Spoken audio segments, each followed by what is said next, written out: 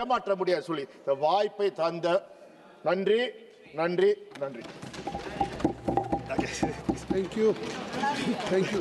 Thank you, Sri Labu Shri Krishna ji. Thank you, sir. Thank you for giving me this opportunity to speak on election reforms. For the last 2 hours, I've been listening almost entirely of what most of the opposition leaders has to say. Of course, they have expressed the grievances and they have every right to express the grievances. But I also wished wholeheartedly that they will express the achievements that we could, as a country, we could do in the last 75 years as well with regards to the electoral process.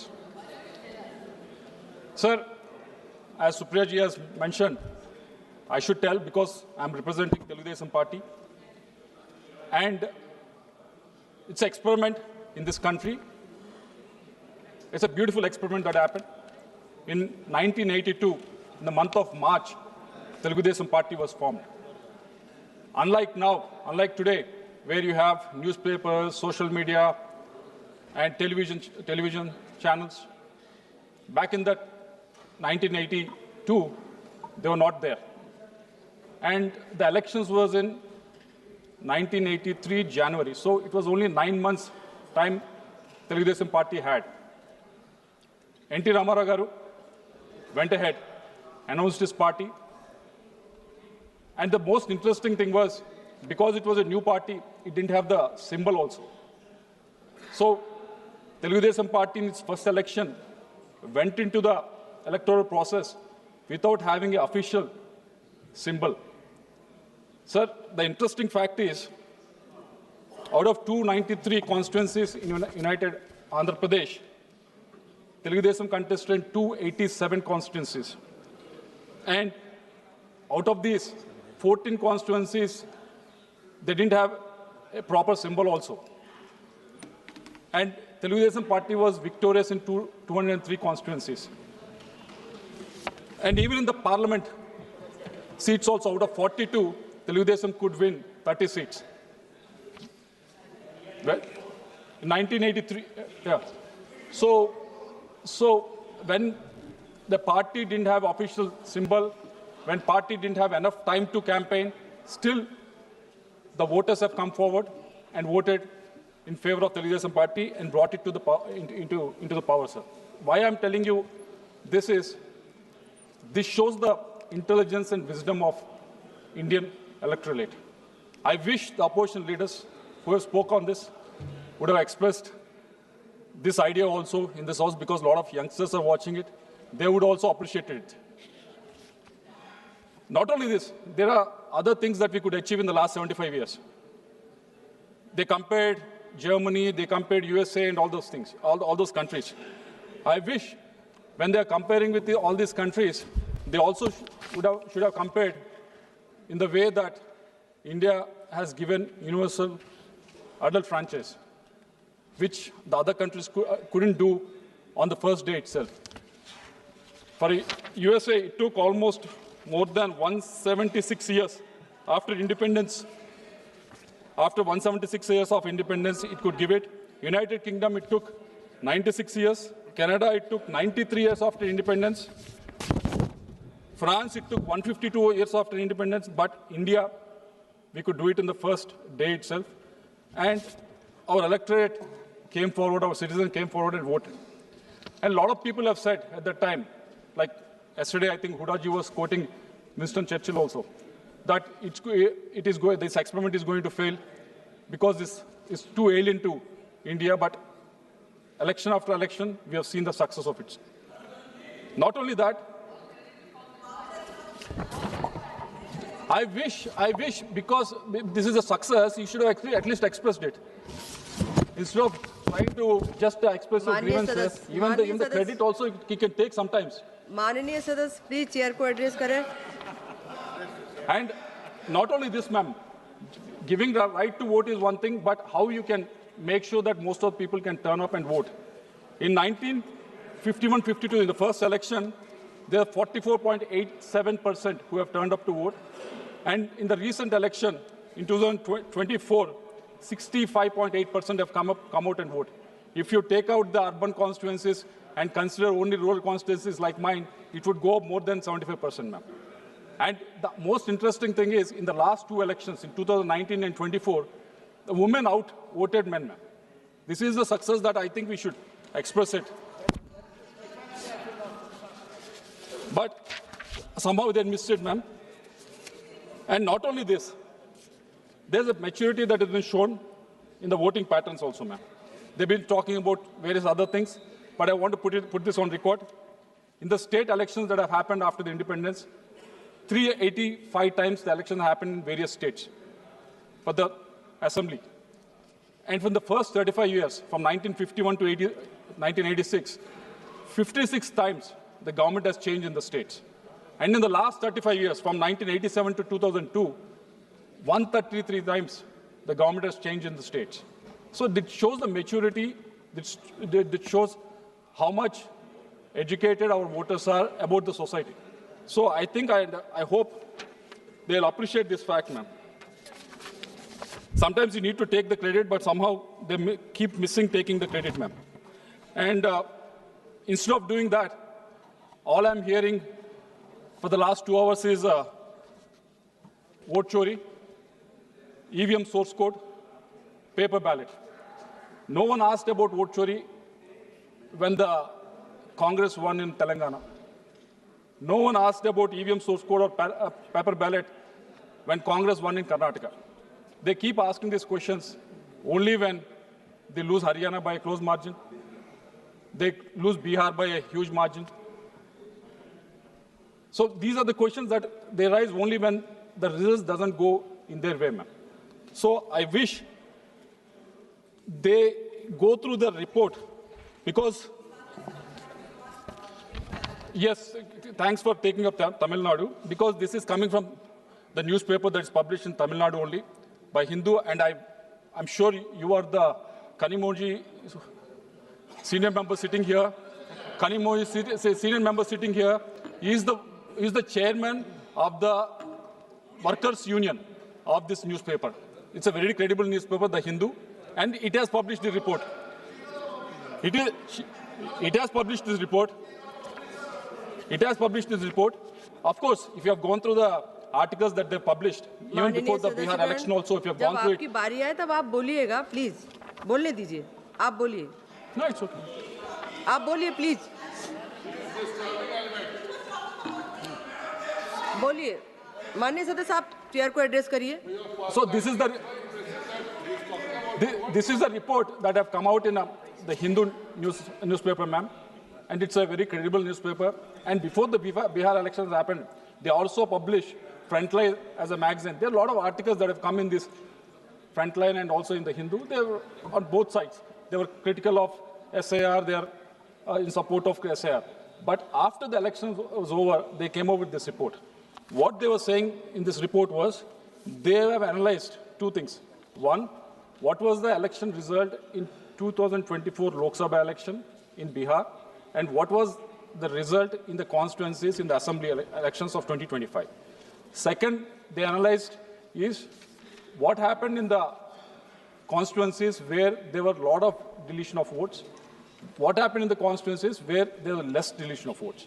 Both of this has been verified by them, ma'am, and the report says stunningly,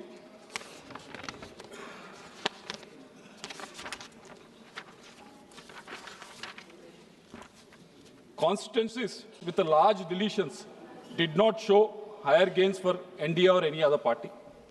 So I hope you won't fall in this trap that's been laid by Congress. Areas with minimum deletions also did not show any predictable voting behavior. And also, the scatter plot showed no pattern, no tilt, meaning the SIR did not favor any one side or disadvantage the other side. This is what the report says. So, for the last two hours, whatever they're trying to make from the opposition side, ma'am, I hope they'll get hold of this report and try to read this report so that next election they're going through, I hope they won't fall in the trap of the Congress, ma'am. Ma'am, Ma'am, I am a new member in this house. It's only second time. There are people that have been here for almost 10 times or more. They contested elections for more than 10, 11, 12 times, ma'am. And in the two elections that I've contested in 2019, there was a voter turnout percentage of almost 84% in my constituency, ma'am. In 2024, there's a voter turnout percentage of almost 86% in my constituency, ma'am. This shows the voters have confidence in the election commission to come forward and exercise their vote, ma'am. And obviously, I accept after going through these two elections, I still accept. It's not that everything is perfect, so there is no need for reform. There is no need for many new suggestions. No, I'm not saying that. Of course, there is a need for reform.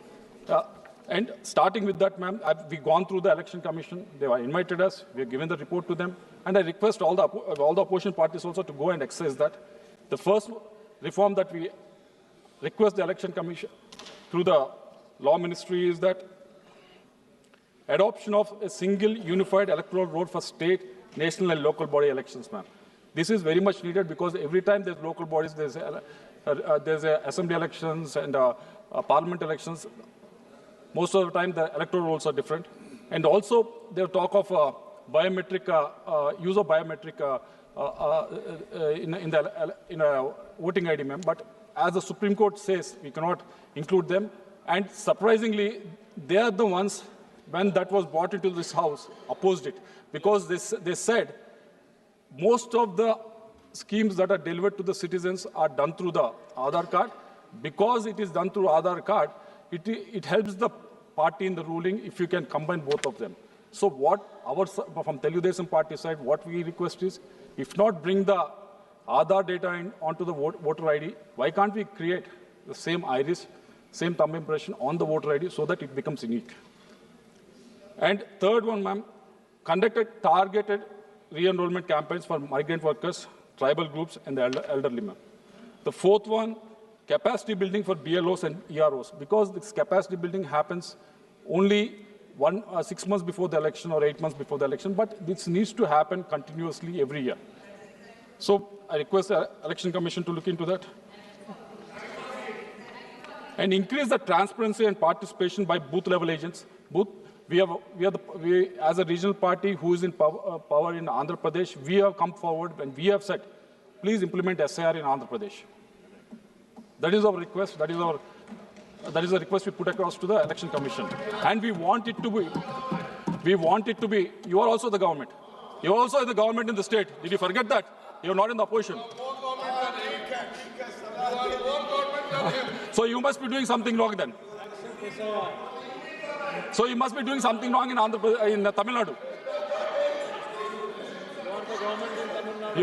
I think you forgot. You're already thinking that you lost the election.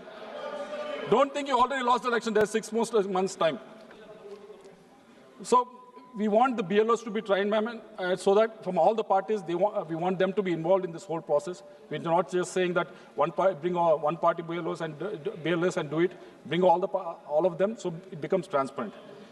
And sixth one, ma'am, publish district-wise data on voter additions and deletions regularly so that all parties can come together, see which one have been deleted, which ones have been taken out, ma'am. And the second reform that we request, there was law minister that was here earlier, ma'am, with regards to the moral code of conduct, ma'am. Although BNS section 169 and 177 now cover electoral offences, they were earlier listed in IPC sections 171A to 171I. But the problem with this is, ma'am, the convictions remain extremely low. I tried to search for the last 2 days how many convictions have actually happened in the 75 years. I couldn't find a single one. It's because there's a weak statutory backing and limited enforcement capacity, ma'am. Existing mechanisms under the MCC rely heavily on district level authorities, leading to inconsistent action and poor deterrence, ma'am. So what we request is to establish an independent enforcement agency so that money laundering, empowerment to investigate, monitor, and prosecute electoral offences under the MCC can happen. This body should work alongside the Election Commission of India with clear statutory authority specialized personnel, and nationwide jurisdiction to ensure swift, uniform, and credible enforcement of electoral laws. Right now, what's happening is if someone has to complain, they have to go to the state local authorities like local police, which will be reporting again. So it won't work. It is not working well, and it's not being. The convictions remain very low. So that I hope this change can be made in the due process, ma'am. And the third one being the third reform that we suggest, ma'am, is with regards to the anti-defection. Currently, the Speaker of the House decides the defection-related disqualification cases. It raises the main problem is the delays that is causing because of that. So I request the Law Ministry to look into it and amend the 10th schedule to mandate a statutory timeline for resolving the disqualification cases, ma'am. And finally, ma'am, recently there was an election that happened in New York, and everyone celebrated, everyone shared on social media about the mayor election and how it was won and everything. But when I read the report that was published by the CAG about our urban local governments, they are published by auditing 17 states in India, and only 40% of the ULGs have elected councils and mayors exercising control over barely 25% of the constitutionally devolved functions, while serving only 12 to 30 months. So I think we need to empower them more. We need to make sure that they can access, because these days when you go to any city, the mayor is there, but his power is not, you won't be able to exercise his power well. Last 2 minutes, ma'am, I'll conclude. And similarly for the panchayat elections also, this needs to be enforced, ma'am. And last and final recommendation is with regards to that fixing the tenure of the state election commissioner for 5 years. Because in the previous term in Andhra Pradesh, between 2019 to 24, when previous state election commissioner wanted to conduct these panchayat elections and mayor elections in the state, that then government said arbitrarily cut short his 5-year term to three-year term. So the process couldn't go ahead, ma'am. There was an arbitrary decision that was made and made that elections delayed. The ones that have really suppressed was the citizens of the state, ma'am. So I request to amend Article 243 of Part 9A of the Indian Constitution, so that this, to strengthen the functioning of the State Election Commission, this will actually, I'm not asking you to encroach upon the federal structure of it, but define a guidelines to that, so that the State Election Commission can function independently in the states, and also strengthen the electoral process in the state governments also, ma'am. So with these suggestions,